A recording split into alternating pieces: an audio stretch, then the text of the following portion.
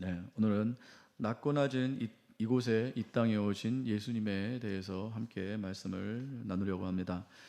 예수님은 세례요한이 잡히셨다는 얘기를 듣고 갈릴리로 물러가셨습니다.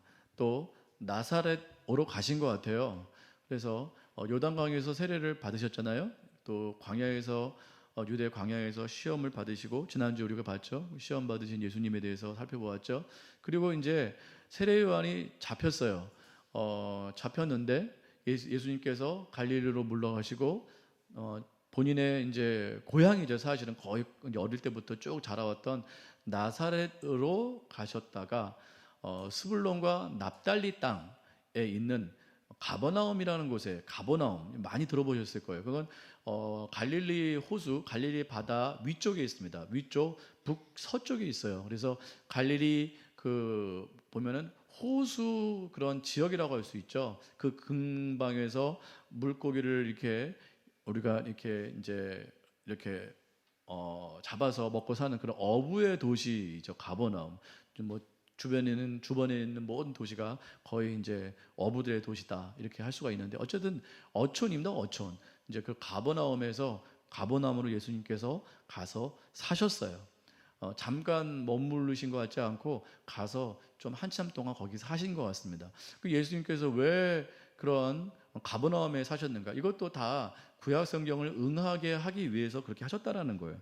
먼저 15절 16절을 보겠습니다. 우리가 가진 성경 마태복음 4장 15절 16절 다 같이 읽어보겠습니다. 시작. 스불론 땅과 납달리 땅과 요단강 저편 해변길과 이방의 갈릴리여, 흑암의 많은 백성이 큰 빛을 보았고 사망의 땅과 그늘에 앉은 자들에게 빛이 비춰도다 한. 자, 이 말이 이사야 9장에 있는 말씀과 똑같아요. 거의 똑같습니다.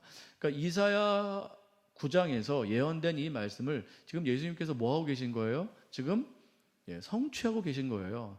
성취하시는 이 모습을 지금 보여주고 있다는 것이요. 예수님께서 의미 없이 가버나움에 사신 것이 아니에요. 가버나움은 말씀드린 대로 스불론과 납달리 땅이에요. 여기는 여호수아 때 땅을 분배했잖아요. 각 지파별로 이렇게 분배했는데, 그때 이 북쪽 땅을 이 스불론 지파와 납달리 땅에게 분배를 했어요. 그래서 그들의 땅인데, 사실은 여기는 외세들이 공격을 자주 많이 했습니다.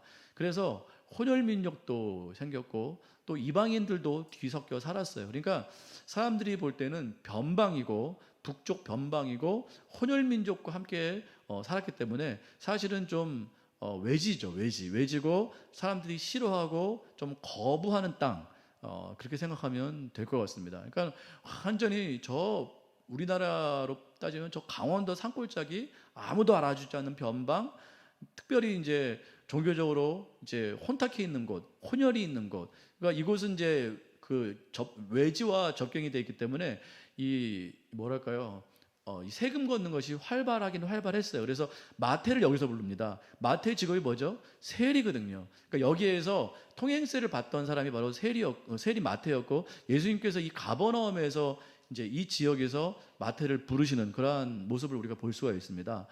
그리고 어촌이라고 그랬잖아요. 그러니까 이 어촌에서 4명의 핵심 제자를 부르세요. 베드로와 안드레와 야고보와 요한, 요 4명이 사실은 핵심 멤버거든요. 근데 이 멤버를 바로 이 지역에서 부르셨습니다. 그러니까 외지에서 예수님께서 이 사람들을 부르셨다라는 것에 참 의미가 있는 것이겠죠. 어쨌든 간에 예수님께서 이 가버나움에서 사셨을 때는 이 의미가 있었다. 그래서 여기 보니까 그렇게 됐잖아요. 전에 고통을 받는 자들에게 흑암이 없게 하시겠다. 이게 이사야 9장 1절과 2절 말씀인데, 제가 한번 읽어볼 테니까 한번 들어보세요. 전에 고통받던 자들에게는 흑암이 없으리로다. 옛적에는 여호와께서 스불론 땅과 납달리 땅이 멸시를 당하게 하셨더니 후에는 해변길과 요단 저쪽 이방의 갈릴리를 영화롭게 하셨느니라. 흑암에 행하던 백성이 큰 빛을 보고 사망의 그늘진 땅에 거주하던 자에게 빛이 비추도다. 똑같습니다. 그러니까 이 이사야 9장 1절과 2절의 말씀이 아까 읽었던 마태복음 4장 15절 16절의 말씀과 똑같아요. 예수님께서 지금 가버나움, 스불론과 납달리 땅에, 지금 갈릴리 이 변방에 사시는 이유가 바로 이 말씀을 응하게 하시려고 그렇게 하셨다는 것이에요. 그러니까 예수님은 구약 성경에서 지금 예언한 그 메시아, 그 선지자, 그 구원자가 맞다라는 것을 지금 이와 같이 증명을 하고 있다라는 거예요. 지금 이걸 설명을 하고 있다라는 것입니다. 너희가 이사야를 알지 않냐? 지금 그 유대인들에게 지금 쓰는 이 책이 바로 마태복음인데, 너희가 이 이사야 9장의 말씀을 너희가 알고 있지 않냐? 스불론과 납달리 땅에서 큰 빛을 비추게 하실 그분이 임할 것이라는 것을 너희가 알고 있지 않냐? 지금 예수님을 봐라. 예수님께서 지금 스불론과 납달리 땅에 살고 계시다. 그분이 가버나움에서 살고 계시다. 그분이 바로 큰 빛이 되시는 분이시다. 그분이 바로 우리에게 비출 놀라운 빛이 되시는 바로 그분이다. 이분이 바로 구원자다, 메시아다라는 것을 지금 이와 같이 이 본문을 통해서 말씀하고 있다라는 것입니다. 그러니까 지금 예수님께서 이와 같이 행하신 이유는, 가장 큰 목적은 바로 구약에서 말씀하신 그 메시아가 맞다라는 것을 하나하나 지금 성취하고 있다는 것을 지금 증명하는 것이 첫 번째 목적입니다. 구약에서 말씀하시는 이 세세한 부분들을 예수님은 지금 하나씩 다 지금 성취하고 계시다. 그분이 구원자가 맞다라는 것을 유대인들에게, 예수님을 믿지 못하고 있는 유대인들에게 지금 증명하고 설명하고 있다는 것입니다. 그래서 그들이 이 말씀을 듣고, 아, 그렇구나. 예수님은 정말 우리의 구원자이시구나. 이스라엘을 구원하실 참 구원자이시구나라는 것을 지금 믿고 선포하게 되었다라는 것이겠죠.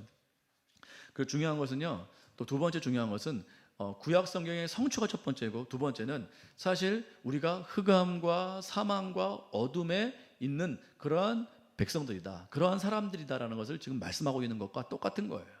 그들이 스불론과 납달리 땅, 변방, 아무도 인정하지 않고 오히려 싫어하고 오히려 무시하고 오히려 저주하는 그러한 땅, 스불론과 납달리 그 지역에 속해 있는 이 갈릴리, 그것도 가버나움, 그런 땅에 예수님께서 사셨다라는 것은 첫 번째요. 그분이 바로 그러한 곳에, 우리와 같은 이곳에 찾아오신다라는 것입니다. 우리가 바로 그러한 존재이고 그러한 곳에 살고 있는, 그런 곳에 살고 있는 우리를 찾아오시는 분이 바로 예수님이시다. 예수님은 그곳에 찾아오셔서 사셨거든요. 잠깐 지나신 것도 아니고 그곳에 오셔서 사셨습니다.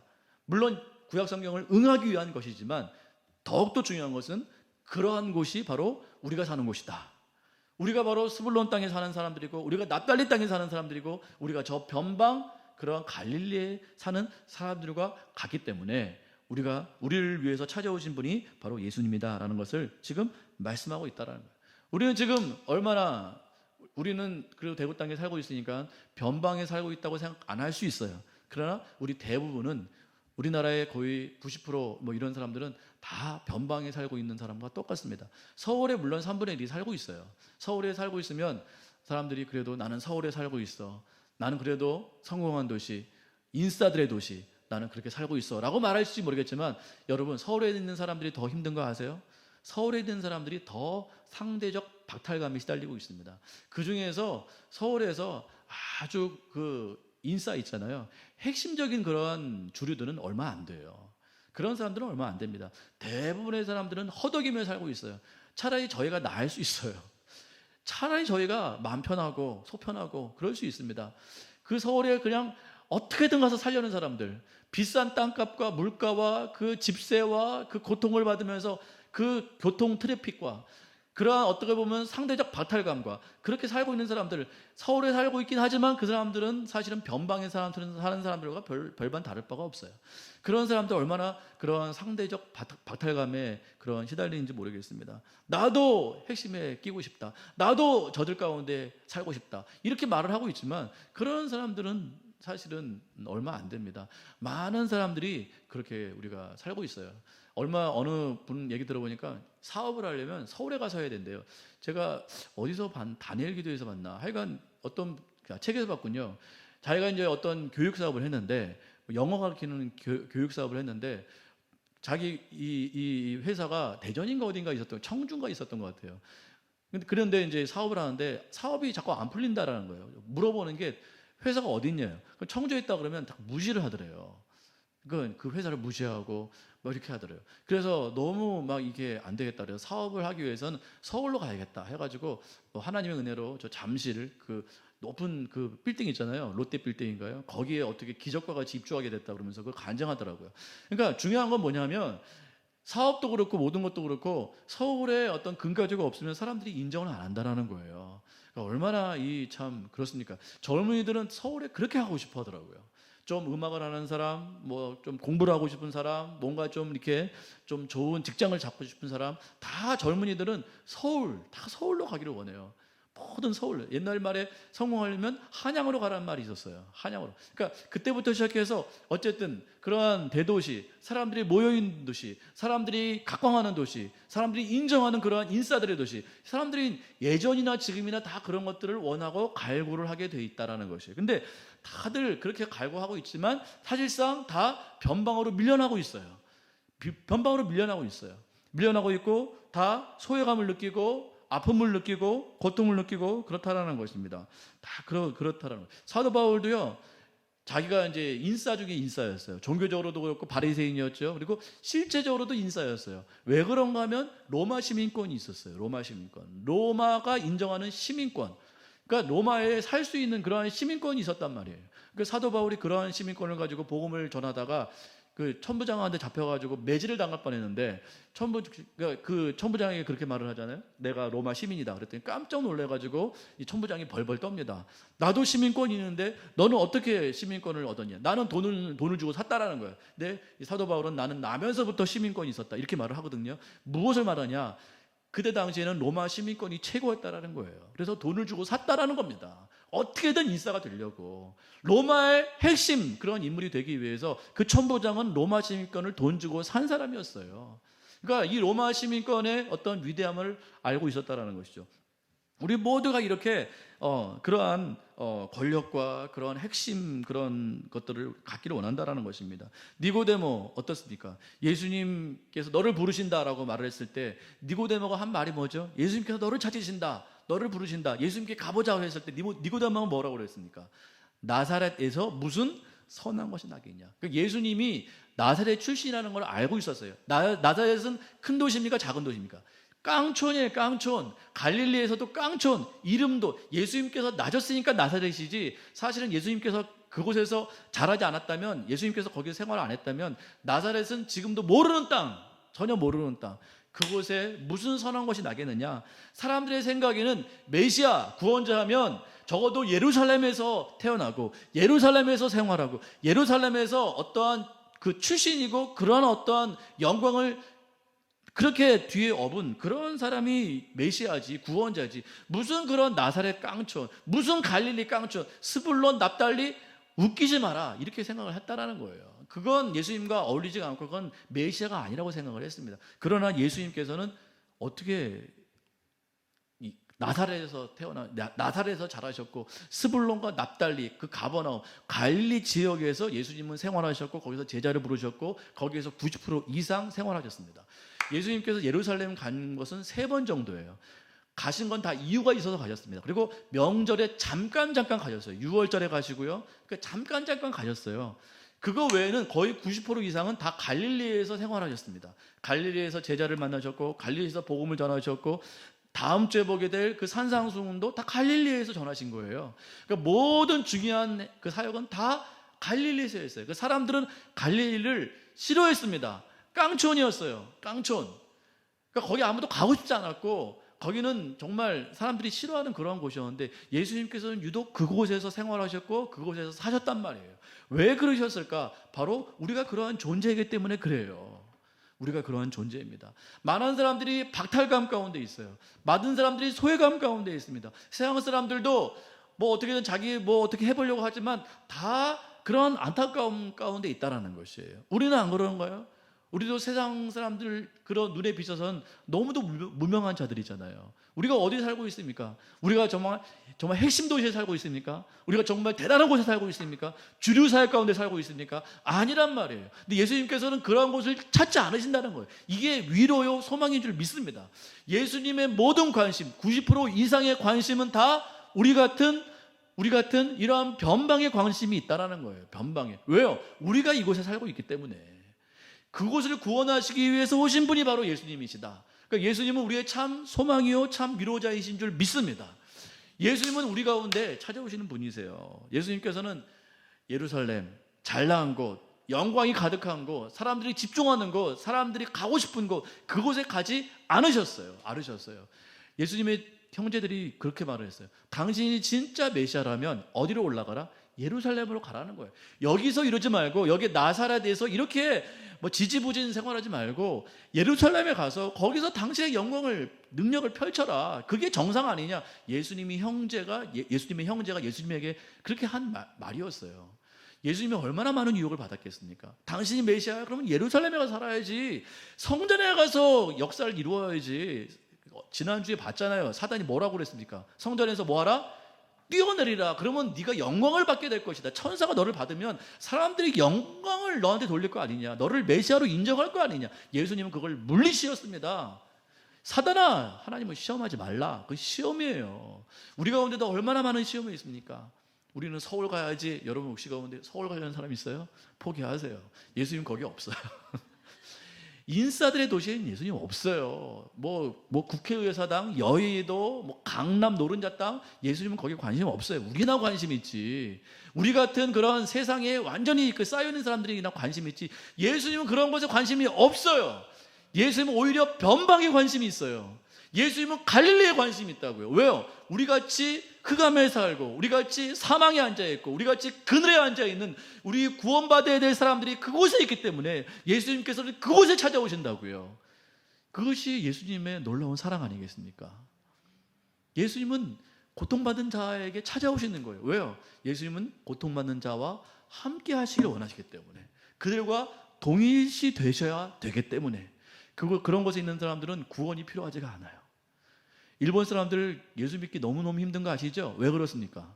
옛날에는요, 일본 사람들이, 일본이란 나라가 우리나라보다 더 복음화율이 높았던 때가 있었어요. 뭐 한간에는 임진왜란 이렇게 쳐들어올 때 십자가를 달고 왔다는 말이 있던데, 그 천주교 마크를 달고 왔다고 그러는데, 그때 당시에는 훨씬 더 기독교가 많았습니다, 일본 땅에. 근데 지금은 복음을 전할 수가 없어요. 왜 그렇죠? 너무 잘 살아요. 그 나라 자체가 너무 잘 살고 인싸고 핵심이고, 그들 자체가 너무 자존심이 높아요. 복음이 들어갈 여지가 없습니다. 십자가가 파고 들어갈 여지가 없어요. 그게 축복인 것 같지만 거기에 예수님은 안 계시거든요. 마음이 가난해야 됩니다. 마음이 가난한 사람, 마음이 애통하는 사람, 온유한 사람, 의에 주리고 핍박받는 자에게 예수님은 찾아오신 줄 믿습니다. 그런 사람들과 예수님은 동일하기를 원하세요. 그런 자들을 구원하기를 원하시는 거죠. 오늘도 예수님께서 우리와 함께 하시는 줄 믿습니다. 자, 두 번째는 17절에서 이렇게 말씀하고 계세요. 눈으로 한번 보세요. 비로소 예수님께서 회개하라, 천국이 가까이 왔다라고 말씀하고 계십니다. 그리고 18절에서 22절, 이거 두 번째 단락인데요. 4명의 제자를 부르시는 장면이요. 베드로와 안드레와 세베대의 두 아들이었던 야고보와 요한을 부르시는 장면이 나옵니다. 4명은 아까 말씀드린 대로 핵심 제자입니다. 특별히 3명, 베드로와 요한과 야고보는 핵심 제자예요. 항상 이 3명을 끌고 다니면서 특별하게 교육하시는 그러한 모습을 볼 수가 있습니다. 자, 19절 말씀을 다 같이 읽습니다. 시작. 말씀하시되 나를 따라오라, 내가 너희를 사람을 낚는 어부가 되게 하리라. 뭐라고, 이들을 부르시면서, 이 4명의 제자를 부르시면서 뭐라고 말씀하세요? 나를 따라오라라는 거예요. 그리고 너희를 사람을 낚는 어부가 되게 하래. 이들이 이 4명의 직업이 뭐였다고요?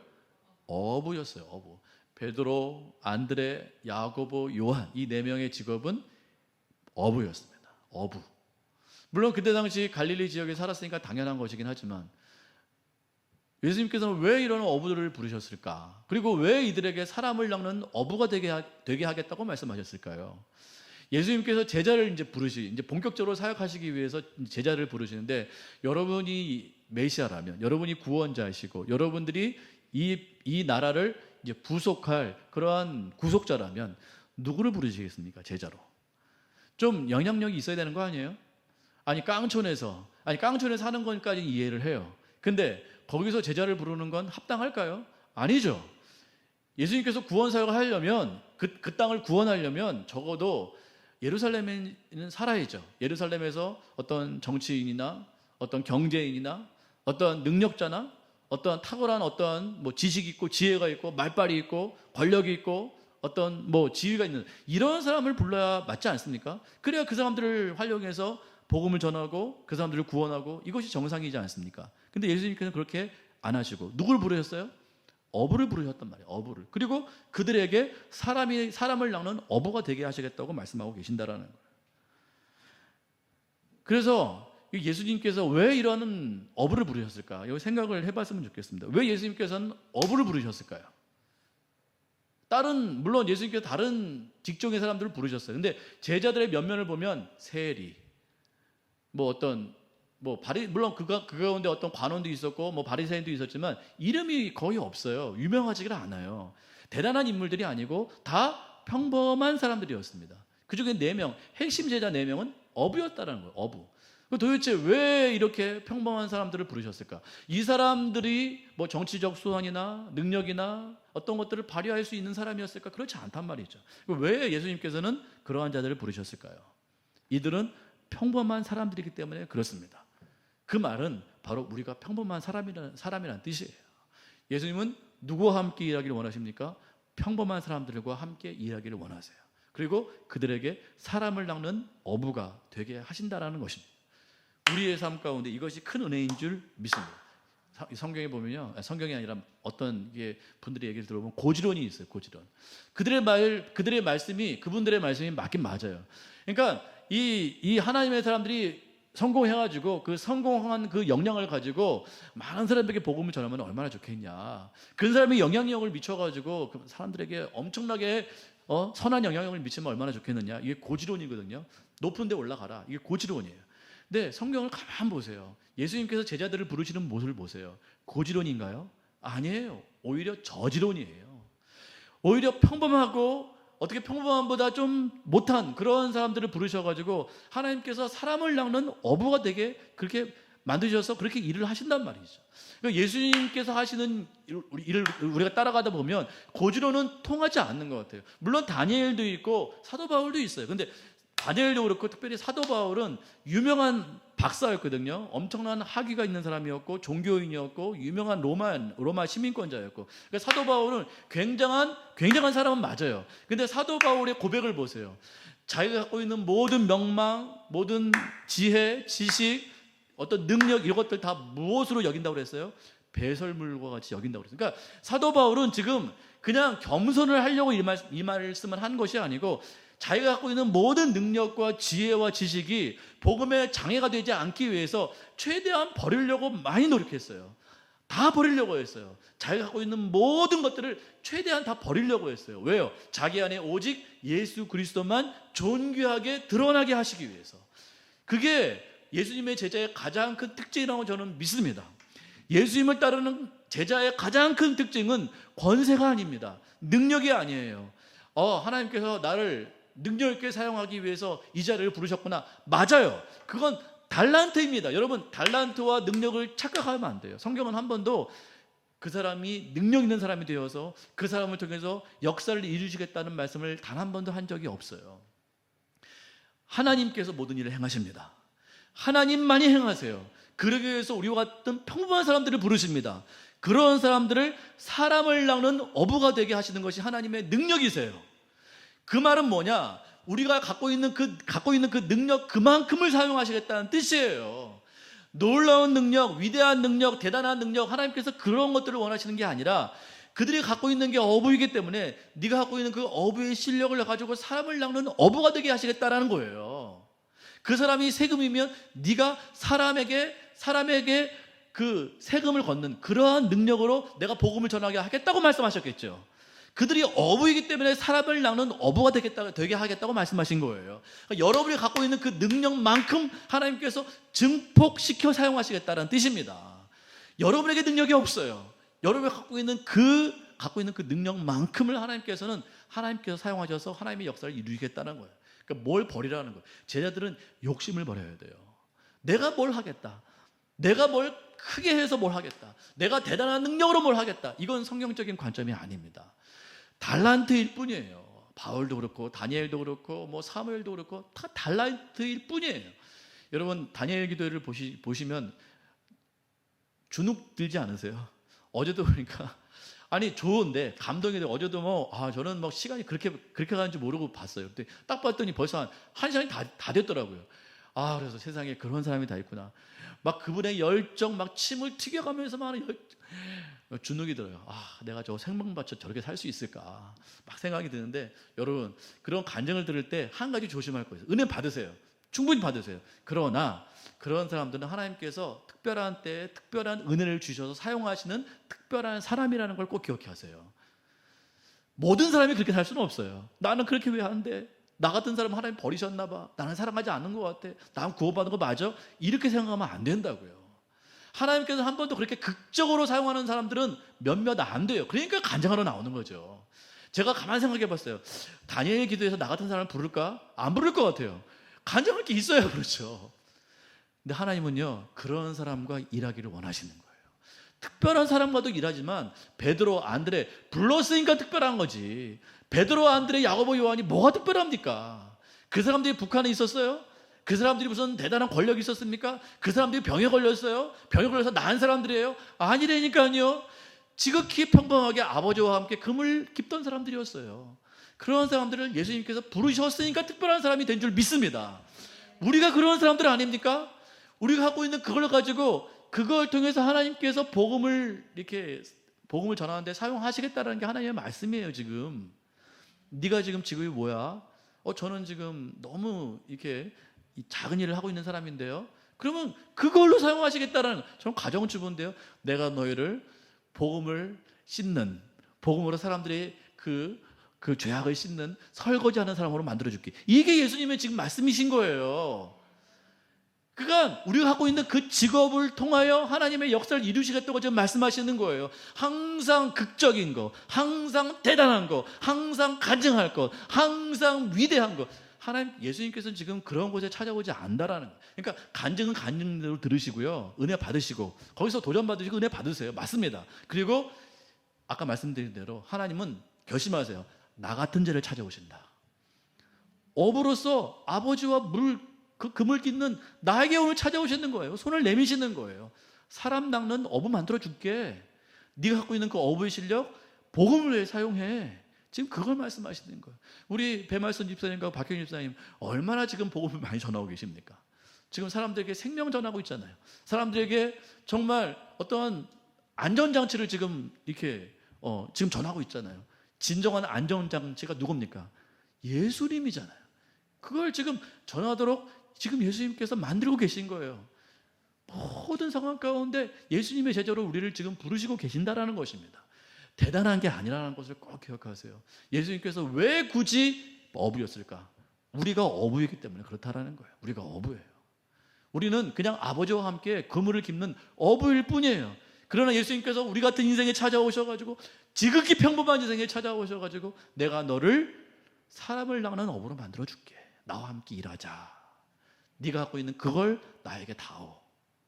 그러면 내가 너를 그렇게 나의 제자로 삼아서 나와 함께 일할 수 있도록 내가 만들어줄게.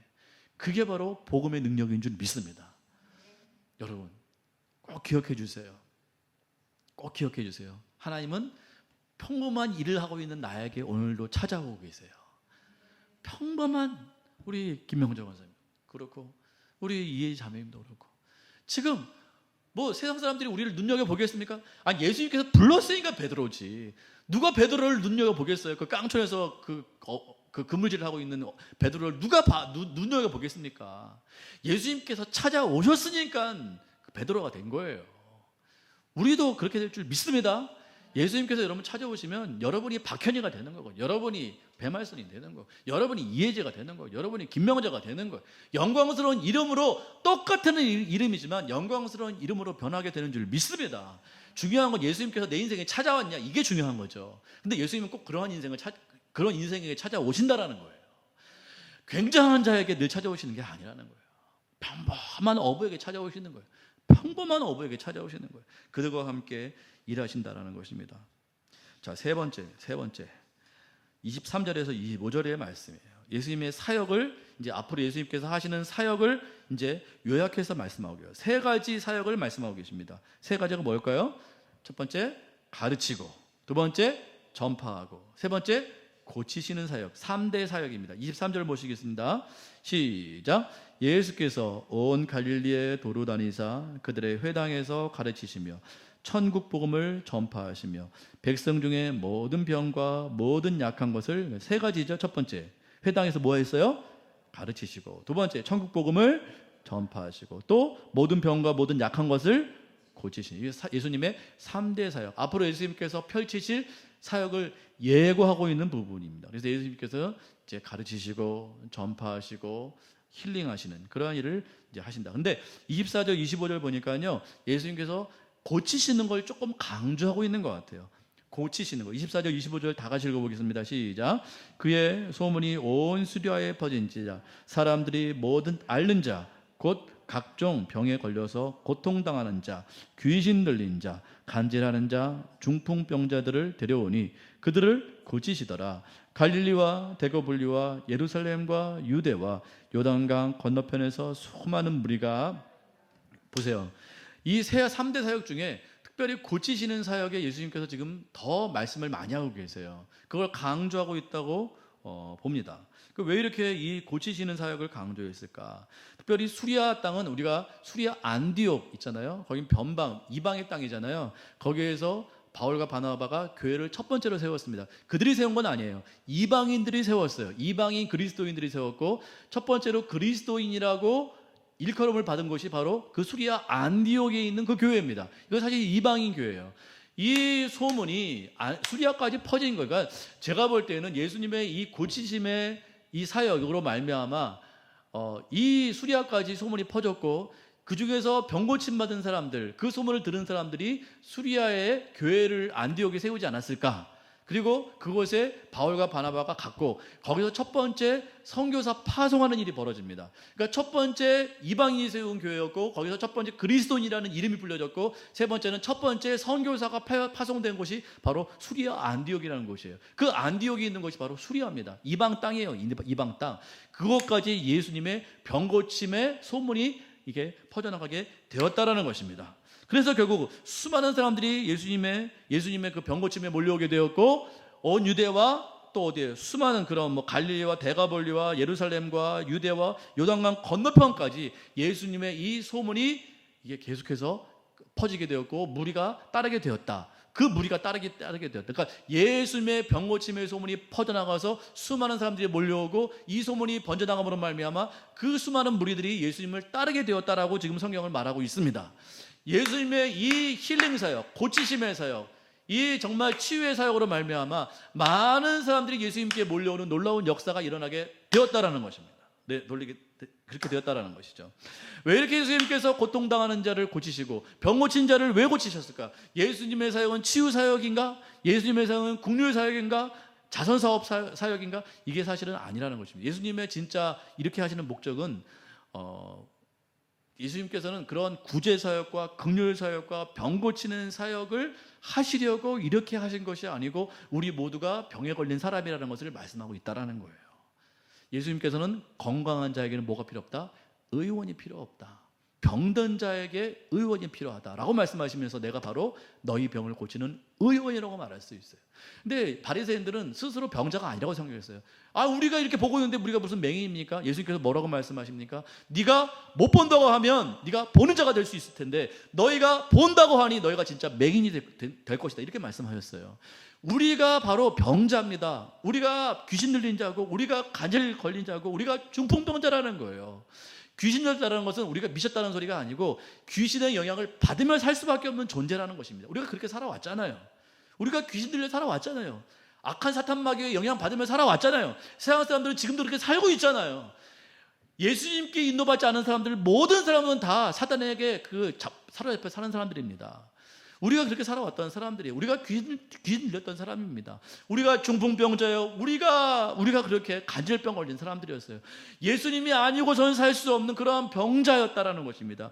예수님께서는 그러한 자들을 고치심으로 말미암아 수많은 곳에 소문이 나게 하시고, 그곳에서 하나님을 따르고 믿는 사람들을 몰려오게 하시는 그러한 놀라운 역사를 우리를 통해서 이루어지게 된다라는 것입니다. 여러분, 전도될 때가 언제 전도가 됩니까?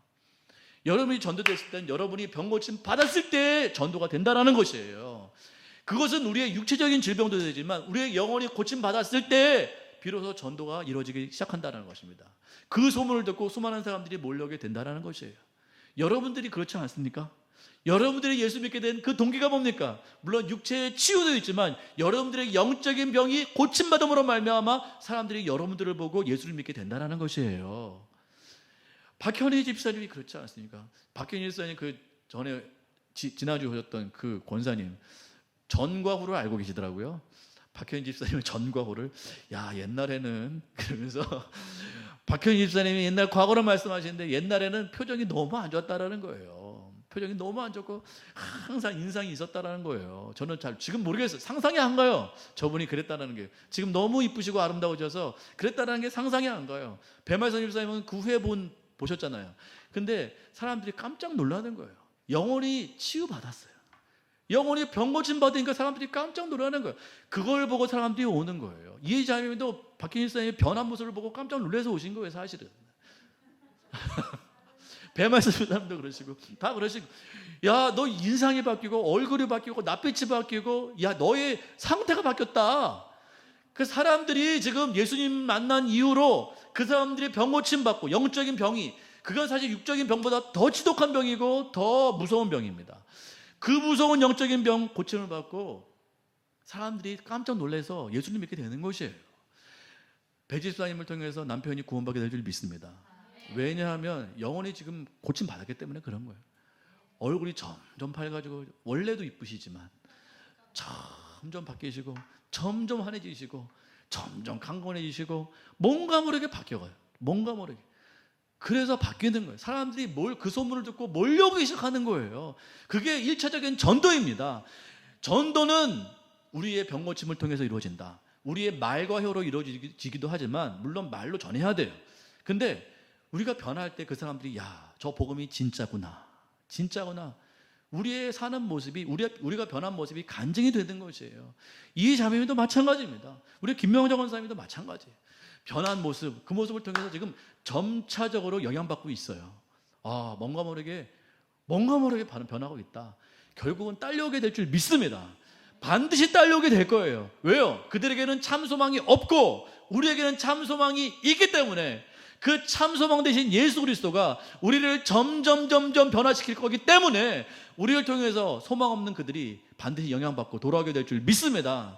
빠른 시일 내에 돌아오게 될 줄 믿습니다. 우리 이해자매님 어머님이 빨리 돌아왔으면 좋겠어요. 소망이 없는 사람들 끝에 뭐라고 전화 통화를 했는데 그 어머님이 빨리 죽었으면 좋겠다는 거예요. 소망이 아무것도 없어요. 그냥 죽는 게 소망이야. 그게 소망입니까? 빨리 죽고 싶다는 거예요. 그게 소망이에요. 너무 불쌍한 존재 아닙니까? 너무 불쌍한 존재.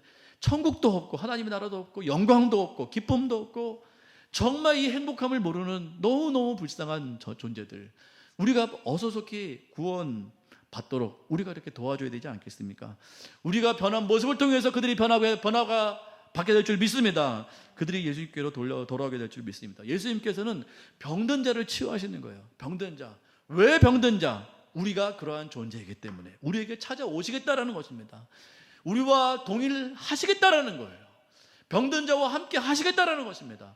건강한 자에게 예수님은 안 가세요. 튼튼한 자에게 안 가십니다. 예수님께서 우리 같이 가난하고 병들고 약하고 아까 찬양했던 것처럼 천한 자에게 찾아오십니다.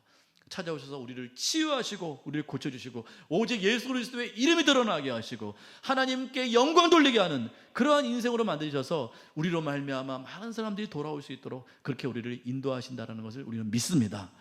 오늘도 이 믿음을 가지고 담대하게 나갔으면 좋겠어요. 세 가지 오늘 기억해 볼까요? 첫 번째, 예수님께서는 핵심 인싸 지역에 오십니까? 아웃사이더 변방 지역에 오십니까? 변방 지역에 오세요. 변방 지역에 오세요. 그것이 우리의 큰 위로입니다. 우리가 그곳에 살고 있기 때문에. 두 번째요, 예수님은 유명한 자를 부르십니까? 정말 작고 평범한 자를 부르십니까? 작고 평범한 자를 부르세요. 왜요? 우리가 그러한 존재이기 때문에. 세 번째요, 예수님께서는 건강하고 튼튼한 사람을 찾으십니까? 예수님께서는 병든 자를 고치셔가지고 사람들에게 그 영광을 비추십니까? 예수님은 병든 자를 찾아오십니다. 우리가 병든 자예요. 우리 누구도 건강하다고 말할 수 없어요. 예수님 아니면 다 병든 자예요. 다 병든 자예요. 우리는 귀신 들릴 수밖에 없어요. 우리는 예수님 아니면 살 수 없습니다.